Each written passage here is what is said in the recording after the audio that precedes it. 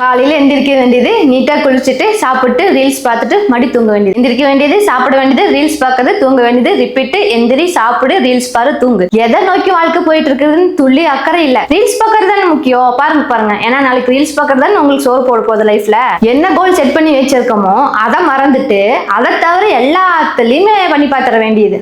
அப்துல் கலாம் சாரே சொல்லியிருக்காரு, யார் ஒருத்தங்க அலாரம் வச்சு அதை ஆஃப் பண்ணி தூங்காம டக்குன்னு எந்திரிக்கிறாங்களோ அதேதான் அவங்களுக்கு அன்னைக்கு நாளுக்கு கிடைச்சா முதல் வெற்றி அப்படின்னு சொல்லிட்டு நாம என்ன பண்றோம், அலாரத்தை ஆஃப் பண்ணிட்டு மத்தியானம் ஆகுது கூட தெரியாம டைரக்டா மத்தியான சாப்பாட்டுக்கே வந்து உட்காந்துடுறது.